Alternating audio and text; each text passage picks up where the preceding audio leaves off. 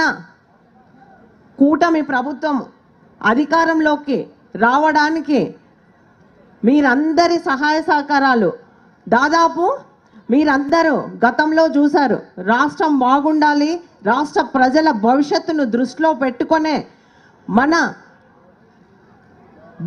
గౌరవ ఉప ముఖ్యమంత్రి గారు ఈ రాష్ట్ర ప్రజల కోసం, ఈ రాష్ట్ర భవిష్యత్తు కోసమే ఆ రోజు జత కట్టి మీ అందరి ఆదరామానాలతో మనమంతా కూటమిగా ఏర్పడి గతంలో ఎన్నడూ లేనుగా 164 సీట్లు మనం కైవసం చేసుకోవడం జరిగింది. మీ నమ్మకాన్ని కూడా వమ్ము చేయకుండా మన గౌరవ ముఖ్యమంత్రి నారా చంద్రబాబు నాయుడు గారు అయితేనేమి, అలాగే మన ముఖ్యమంత్రి పవన్ కళ్యాణ్, మన ఉప ముఖ్యమంత్రి పవన్ కళ్యాణ్ గారు అయితేనేమి, అలాగే మన కేంద్ర ప్రభుత్వం నరేంద్ర మోదీ ఆధ్వర్యంలో మన రాష్ట్రాన్ని ప్రగతి పదంలో నడిపించాలన్న ముఖ్య ఉద్దేశంతోనే జతకట్టడం జరిగింది. మనది 2014లో మనం రాష్ట్రం విడిపోయాము. ఆ రాష్ట్ర విభజనలో మనకు జరిగిన నష్టానికంటే గత 5 ఏళ్ల వైసీపీ పాలనలో మనం మరింతగా నష్టపోవడం జరిగింది.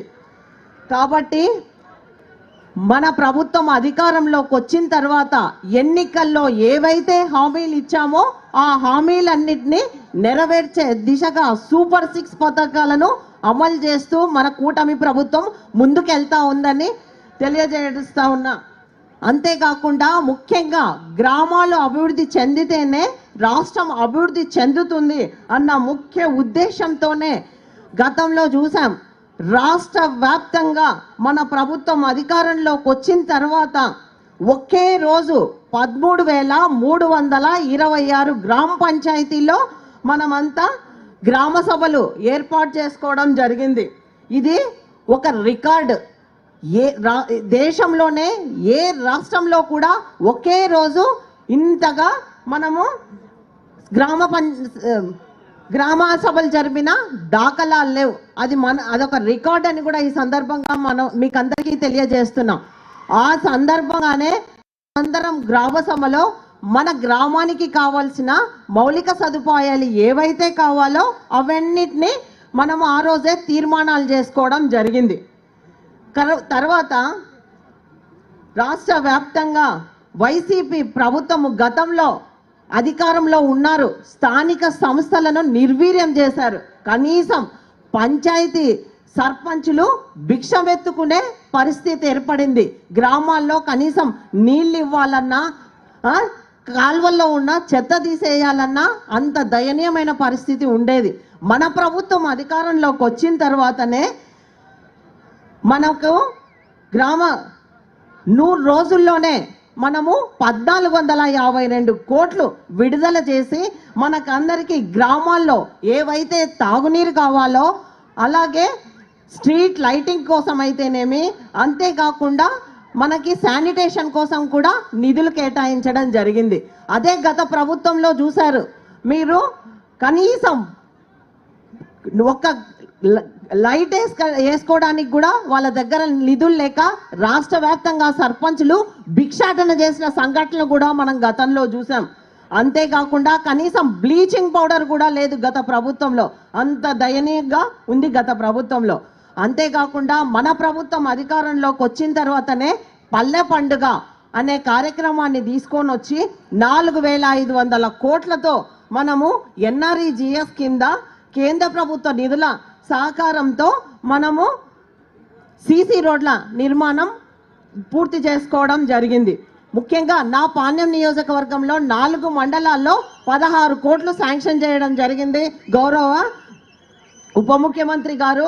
అంతేకాకుండా ఈ సీసీ రోడ్ల నిర్మాణంలో రాష్ట్రంలో కర్నూలు జిల్లా ప్రథమ స్థానంలో ఉంటే మా పాణ్యం నియోజకవర్గం కర్నూలు జిల్లాలో ప్రథమ స్థానంగా ఉందని చెప్పడానికి సంతోషంగా ఉందని కూడా ఈ సందర్భంగా మీకు అందరికీ గుర్తు చేస్తా ఉన్నా. అంతేకాకుండా 2014-19లో కేంద్ర ప్రభుత్వము ప్రతి ఇంటికి తాగునీరు ఇవ్వాలన్న ఉద్దేశంతోనే జలజీవన్ స్కీమ్ను తీసుకొని రావడం జరిగింది. కానీ గత ప్రభుత్వము దాన్ని పక్కదారులు పట్టించింది. కనీసము ఒక్కొక్క ఇంటికి నీళ్లు కూడా ఇవ్వలేకపోయింది. మన ప్రభుత్వం అధికారంలోకి వచ్చిన తర్వాత ఆ జలజీవన్ మిషన్ ద్వారా మనం ఎన్నికల్లో కూడా హామీ ఇచ్చాము, ప్రతి ఇంటికి నీటి కొలాయి ఇచ్చి దాంతో పాటు ఇంటింటికి త్రాగునీటిని సరఫరా చేసే బృహత్తర కార్యక్రమాన్ని కూడా చేపట్టడం జరుగుతుందని కూడా చెప్పడం జరిగింది. ఇచ్చిన హామీ మేరకు మన వాళ్ళు ఏవైతే నిధులు పక్కదారులు పట్టించారో ఆ నిధులను మళ్ళీ ఉపయోగించుకునే రీతిగా మన సీఎం గారు అయితేనేమి, అలాగే మన ఉప ముఖ్యమంత్రి గారు అయితేనేమి, డిప్యూటీ సీఎం గారు అయితేనేమి కేంద్రంతో మాట్లాడి 3 ఏళ్ళు మళ్ళీ ఎక్స్టెన్షన్ చేపించి దానికి నిధులు కూడా 85,000 కోట్లతో ప్రతిపాదనలు కూడా పంపించింది. రాబోయే 3 ఏళ్లలో ప్రతి ఇంటికి తాగునీరుతో ఇచ్చి కుళాయి కనెక్షన్ ఇచ్చి తాగునీరు సౌకర్యం కల్పిస్తామని కూడా ఈ సందర్భంగా తెలియజేస్తా ఉన్నా.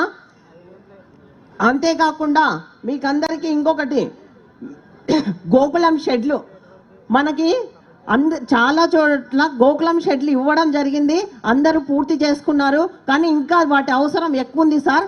గోకులం షెడ్లు కావాలని కూడా మా పాణ్యం నియోజకవర్గంలో రైతులందరూ అడుగుతూ ఉన్నారు. వాటిని ఎక్కువగా మంజూరు చేయవలసిందిగా మిమ్మల్ని కోరుతున్నా. అంతేకాకుండా ఓర్వకల్లు, ఇక్కడ గౌరవ ముఖ్యమంత్రి గారు ఓర్వకల్లు మండలాన్ని ఇండస్ట్రియల్ హబ్గా చేయడం జరిగింది. ఇక్కడ ఎన్నో పరిశ్రమలు తీసుకొని రావడం జరిగింది. అంతేకాకుండా మన ప్రభుత్వం కేంద్రంలో మన ఎన్డీఏ ప్రభుత్వం అధికారంలోకి వచ్చిన తర్వాత సార్ మొదటి బడ్జెట్లోనే ఓర్వకల్లు మండలానికి 2,800 కోట్లు శాంక్షన్ చేసింది సార్. దీనివల్ల అక్కడ అన్ని పరిశ్రమల్లో మౌలిక వసతులు కల్పించడంతో పాటు అక్కడ ఎన్నో అన్ని అవసరాలు తీర్చడానికి అవకాశం ఉంది సార్. అంతేకాకుండా ఎన్నో పరిశ్రమలు వస్తాయి ఇక్కడికి. వాటి ద్వారా ఇక్కడ చదువుకున్న యువతి యువకులకు ఉద్యోగ ఉపాధి అవకాశాలు కూడా కల్పిస్తున్నందుకు మేము చాలా సంతోషిస్తూ ఉన్నాం. అంతేకాకుండా సార్ ఎన్ఆర్ఈజిఎస్ ద్వారా రైతులకు చాలా రహదారులు అడుగుతూ ఉన్నారు సార్. రైతులు పొలాలకు వెళ్ళే రహదారులు కావాలని అడగడం జరుగుతూ ఉంది. ఎందుకంటే రహదారులు బాలేక చాలా ఇబ్బంది పడతా ఉన్నారు. ఈ ఎన్ఆర్ఈజిఎస్లో వాటిని చేర్చాల్సిందిగా నేను ఈ సందర్భంగా మిమ్మల్ని కోరుతున్నాను సార్.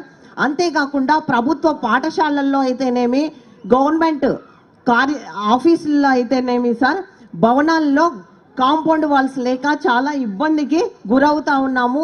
కాబట్టి ఎన్ఆర్ఈజిఎస్లో ఈ వర్కులు కూడా చేసుకోవడానికి అవకాశం కల్పించాల్సిందిగా మిమ్మల్ని కోరుతున్నాము. ముఖ్యంగా గ్రామాల్లో శ్మశాన వాటికల నిర్మాణాలు కూడా ఏర్పాటు చేయాల్సిందిగా ఈ ఎన్ఆర్జిఎస్ నుంచి ఇవ్వవలసిందిగా మేము కోరుతా ఉన్నాం సార్.